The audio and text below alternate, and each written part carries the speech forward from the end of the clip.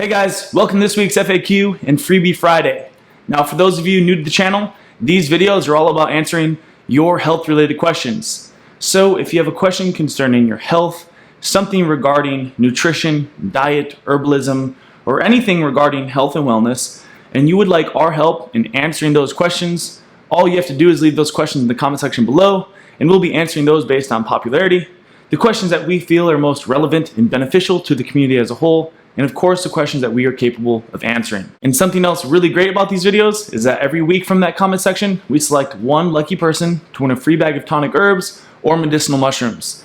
So even if you don't have a health question for us this week, but you're interested in winning some free herbs or mushrooms, all you have to do to be entered to win is simply like this video, subscribe to the YouTube channel if you haven't yet already, and just drop any comment in the comment section below. And with all that being said, let's get to this week's questions.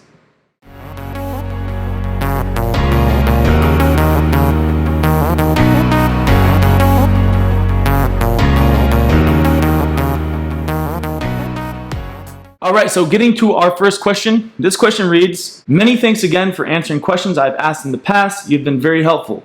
My question is, what are the effects of daily caffeine coffee consumption on the thyroid?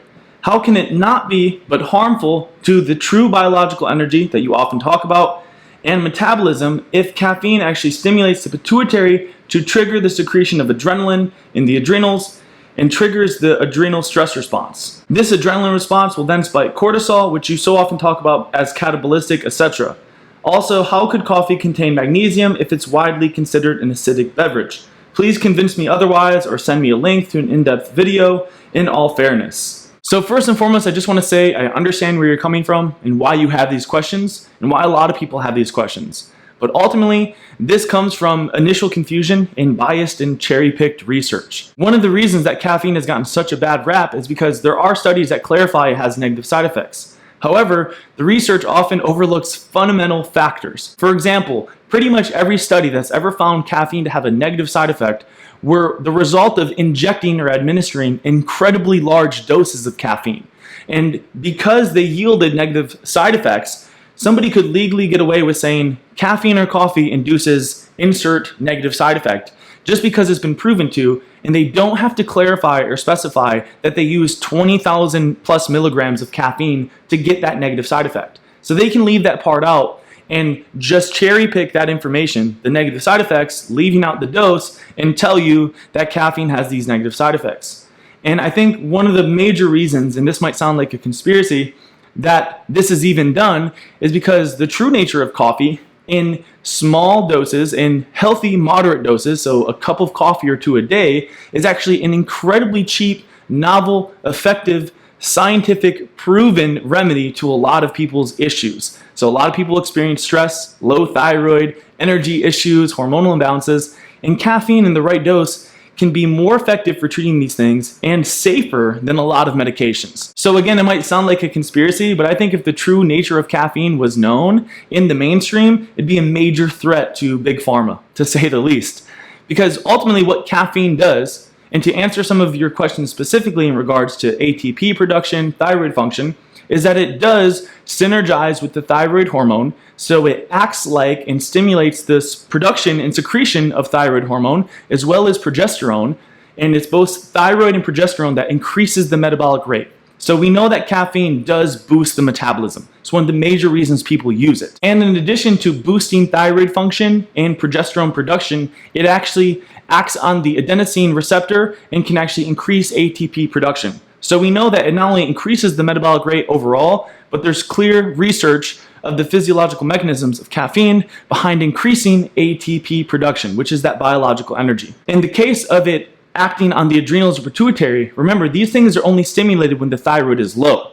So in order for caffeine to stimulate the adrenal pituitary stress system, it actually have to turn down the thyroid. So keep in mind, caffeine is an adaptogen, meaning that it helps to achieve homeostasis, and that there is the law of diminishing returns, where too much of a good thing can have the adverse effect. And as I was talking about a minute ago, caffeine can indeed induce an adverse or reverse side effect to what it would normally benefit in the right dose. So this is like anything. If you go out in the sun for the right amount of time, you're going to get enough vitamin D to boost all the androgen hormones in your body, to increase the metabolic rate, to lower stress. But if you stand in it long enough to start burning, you're going to have the reverse effect of everything you're trying to aim for. So caffeine is more or less an adaptogen. In the right dose, it's going to increase thyroid function, progesterone, and ATP. But keep in mind that as the metabolic rate increases, this increases your cell's consumption of glucose. So ultimately, somebody that has a high metabolic rate, who is considered to be a fast oxidizer, they are generally going to have more energy, be more resilient to stress, faster immune system, faster digestion, but having a higher metabolic rate means higher energy requirements. So one of the things that these studies often overlook, and that people often overlook in their personal experimentation with caffeine, is that if they're on a low-calorie diet, if you take somebody who's vegan, vegetarian, who doesn't eat many calories, they're always fasting, or something along those lines, they're just in a calorie deficit to any degree, and they start taking something like coffee and not increasing their calorie intake, or specifically their glucose intake, then they're going to go into a stress response. Because the basic thing that stimulates the adrenal pituitary system is low blood sugar. Once the blood sugar drops and the glycogen's used up, it's actually your liver that sends the message to the pituitary and to the adrenals. So from what I've seen in the many hundreds of research papers I've read on caffeine and coffee, this is something that's often overlooked. In fact, you usually have to look up additional studies and start to piece together the physiology. So it's usually not mentioned that caffeine is going to decrease the blood glucose. It's going to lower your blood sugar, in other words. And this means if you're not consuming an increased amount of sugar or carbohydrates with that coffee, eventually increasing the metabolic rate could cause a point of diminishing returns where you lower the blood sugar so much you induce a stress response that triggers the adrenals and pituitary to secrete adrenaline and cortisol. And there's other very basic fundamental factors that are overlooked in these studies too. Like if you give caffeine to somebody with hypothyroidism or a low metabolism in the first place, or an old person, they're likely going to experience a stress response from it, because as their metabolic rate increases, glucose is used up more rapidly. And if an older person who already has low metabolism likely doesn't have that much glycogen because they have less muscle, their organs are smaller, they're likely going to get stressed out by the caffeine.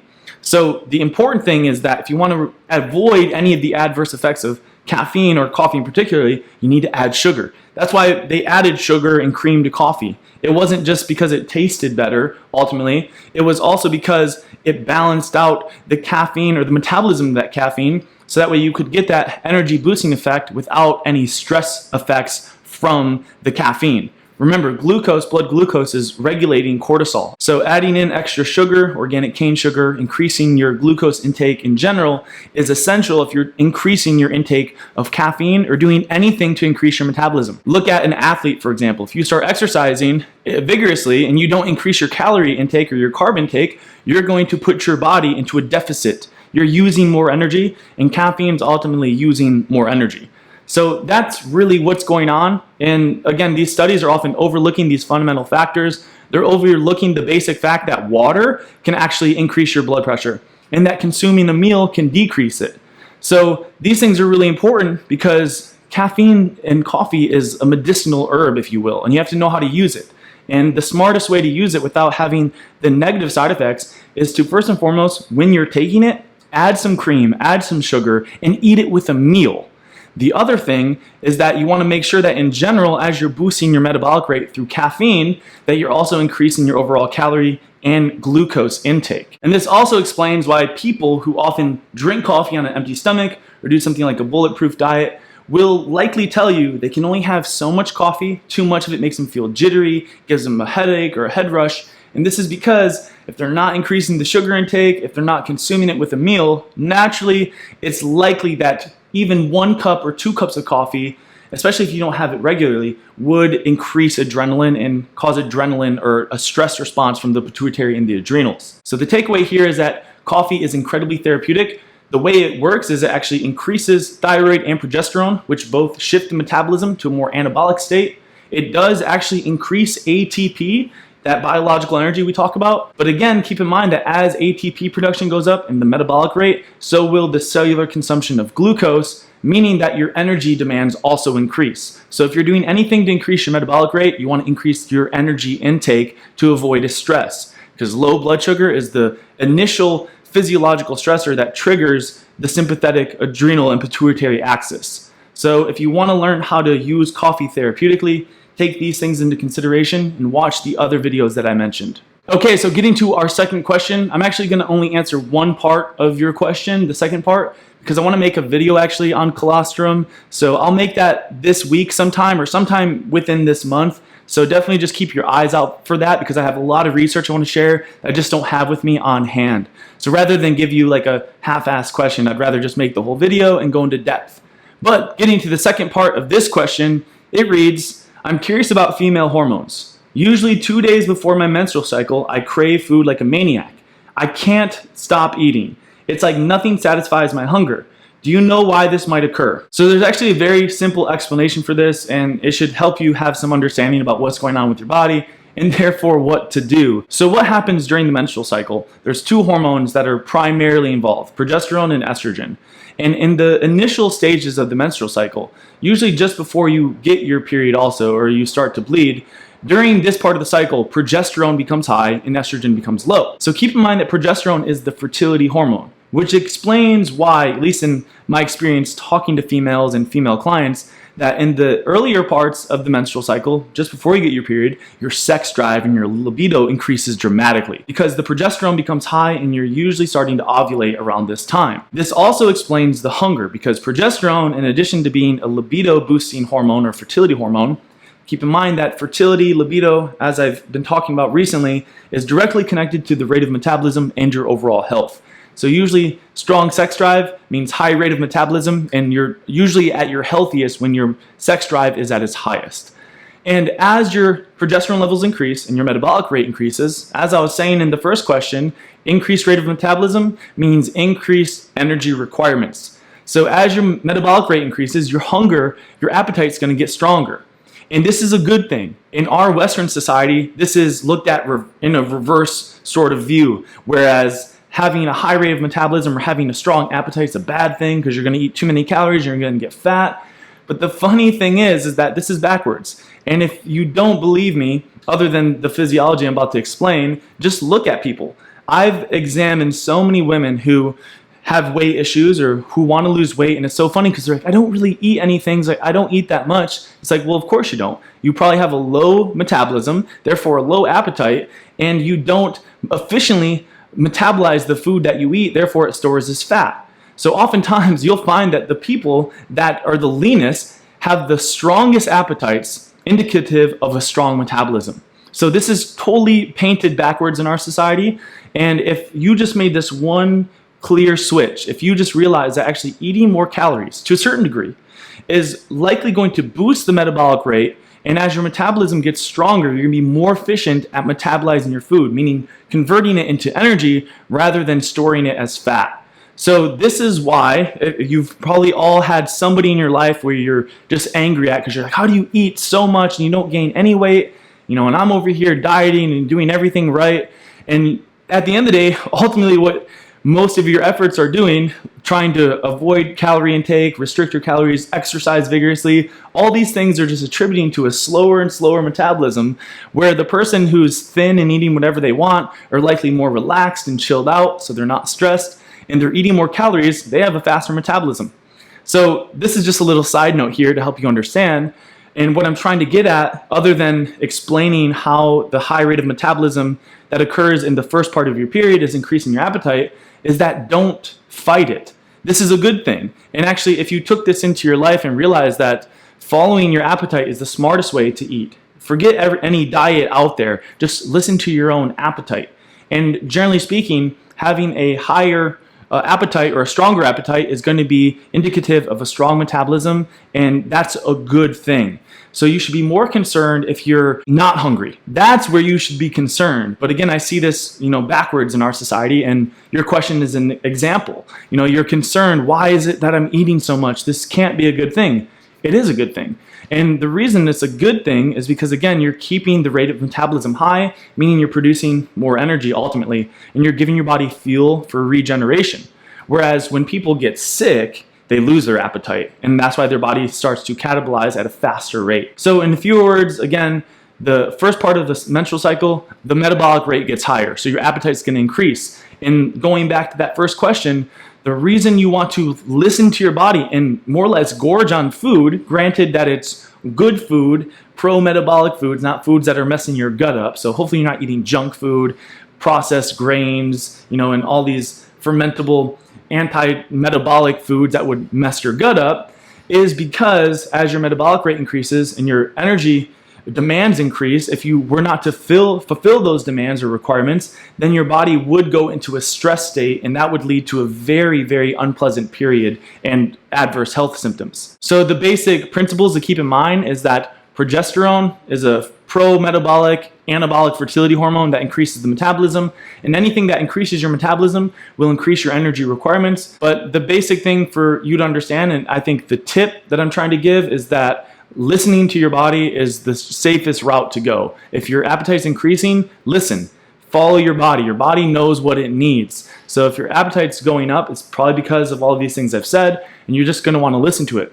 But the make or break thing here is going to be your food choices. So stick to easy to digest foods. If you're eating more food than normal, you're going to want to make sure more than ever that it's good quality food.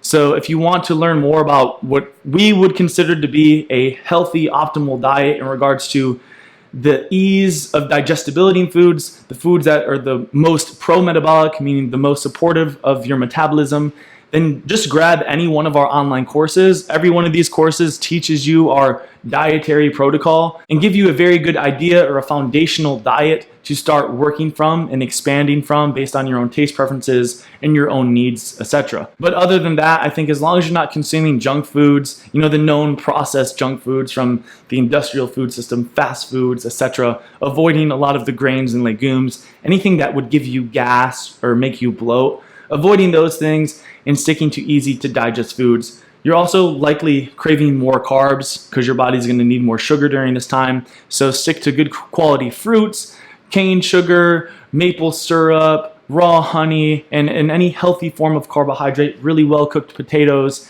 and getting carbohydrates from those sources as opposed to grains and starchy foods that can ferment in the gut and cause bloating and gas. All right, guys, so that brings this week's FAQ and Freebie Friday to a close. If you've enjoyed it and found it helpful, be sure to give it a thumbs up. Subscribe to our YouTube channel for future videos if you want to see more videos just like this.